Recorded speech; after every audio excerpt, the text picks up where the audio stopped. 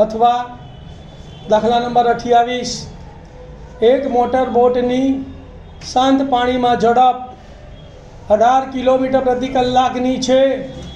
जो 24 किलोमीटर अंतर प्रवाहनी सामी दिशा में कापवा लागतो समय प्रवाहनी दिशा में तेटलू ज अंतर कापवा लागता समय करता 1 कलाक वधु होय तो प्रवाहनी झड़प शोधो।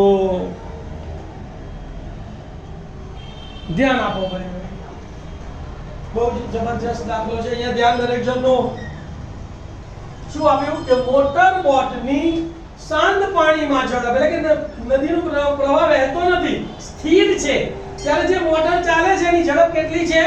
18 કિલોમીટર પ્રતિ કલાક। मतलब કે 1 કલાકમાં મોટર 18 કિલોમીટર અંતર કાપે છે। અંતર કેટલું છે? 24। એટલે અહીંથી જવાનું 24, પાછું આવવાનું પણ 24।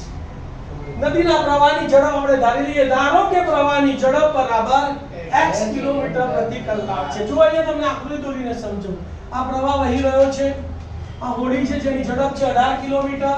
આ હોડી અહીંથી અહીંયા પહોંચે છે ત્યારે અંતર કેટલું છે? 24 કિલોમીટર। હવે પ્રવાહની દિશામાં જ્યારે હોડી ગતિ કરે તો એની પોતાની ઝડપ અને નદીના પ્રવાહની ઝડપનો સરવાળા ઝડપે આગળ વધે ને, તો નદીના પ્રવાહમાં હોડીની ઝડપ કેટલી થાય? 18 + x। હવે વિરુદ્ધ દિશામાં ગતિ કરે તો પ્રવાહના ઝડપનો ધક્કો એને લાગે ને પ્રવાહની ઝડપ શું થાય? બાદ થાય। તો વિરુદ્ધ દિશામાં પ્રવાહની સામી દિશામાં હોડીની ઝડપ કેટલી થાય? 18 - x કિલોમીટર પ્રતિ કલાક। અને અહીંથી ને અહીંયા પહોંચે ને અહીંથી અહીંયા પહોંચે તો સમયનો ડિફરન્સ કેટલો છે? 1 કલાક વધુ સમય લાગે છે। અને સમયનું સૂત્ર તમારે યાદ રાખવાનું છે કે સમય બરાબર અંતર ભાગ્યા ઝડપ। અહીંયા હું તમને એક જાદુઈ ટ્રીક બતાવી રહ્યો છું, બહુ સરળ, કે જ્યારે બી આવો ઝડપનો દાખલો આવે ને ત્યારે દ્વિઘાત સમીકરણ બનાવવા માટે તમારે આ શરતનો ઉપયોગ કરવાનો કે અંતર માઈનસ અંતર લખીને બરાબર સમયનો તફાવત લખી રાખવાનો। પહેલી વાર ઓછી ઝડપ અને બીજી વાર વધુ ઝડપ।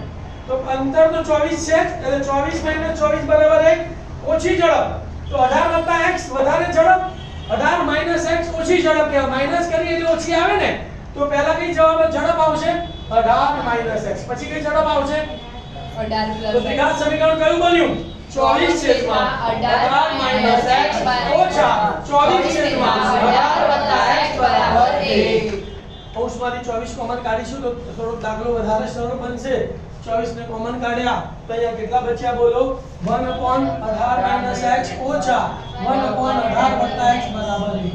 બે અપૂર્ણાંકોની બાદબાકી છે, લસા લેવો પડે। બંનેનો છેદ અલગ અલગ છે, તો બંનેનો છેદ અલગ અલગ હોય તો ચોકડી ગુણાકાર કરી દેવાનો। આનો ગુણાકાર આની સાથે, આનો ગુણાકાર આની સાથે અને છેદમાં બંનેનો ગુણાકાર કરી દો એટલે લસા લેવાય જાય। તો 24 કૌંસમાં 1 * 18 + x એટલે 18 + x માઈનસ 1 * 18 - x એટલે 18 - x કૌંસમાં લખ્યા છે કારણ કે નિશાની કેવી છે?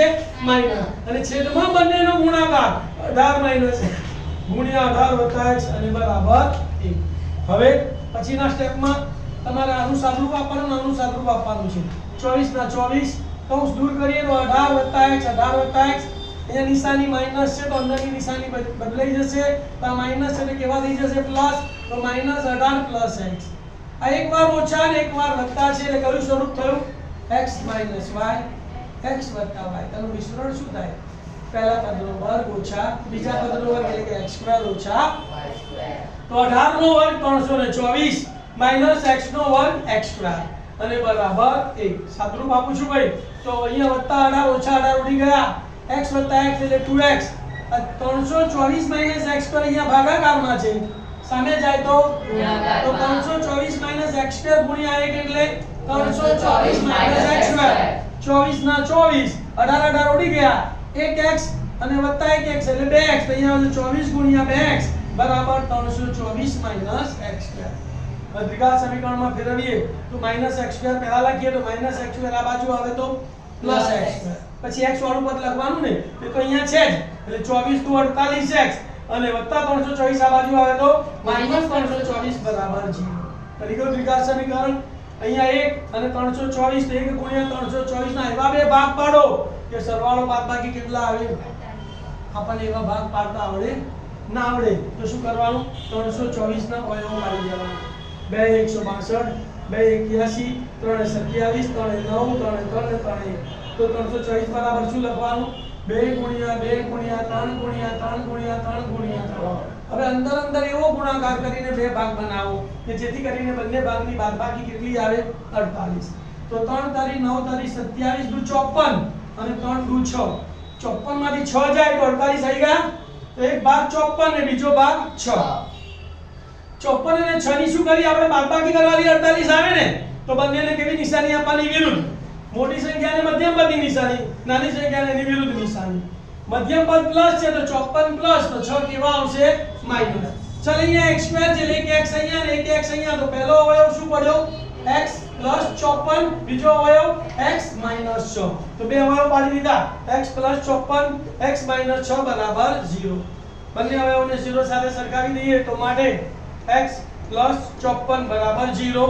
અથવા x 6 બરાબર 0 54 સામે જાય તો x બરાબર -54 અથવા x બરાબર 6 તો બંનેમાંથી કયો જવાબ સાચો તો કે ભાઈ વાહનની ઋણ ઝડપ શક્ય ઋણ ઝડપ હોય ભાઈ ઊંધી જવાને બદલે પાછળ જાય ના જાય તો લખવાનું કે ઋણ ઝડપ શક્ય નથી માટે x is not equal to -54 માટે x બરાબર 6 કિલોમીટર પ્રતિ કલાક જવાબ લખી કાઢવાનો પ્રવાહની ઝડપ 6 કિલોમીટર પ્રતિ કલાક છે કયું શરત યાદ રાખવાની છે ભાઈ પહેલા તમારા અંતર માઈનસ અંતર અને સમયનો તફાવત લખી કાઢવાનો પહેલાના છેદમાં ઓછી ઝડપ બીજાના છેદમાં આ સૂત્ર યાદ રાખશો તો ઝડપનું કોઈ પણ દાખલાનું સમીકરણ બનાવતા તમને આવડી જશે લખી કાઢો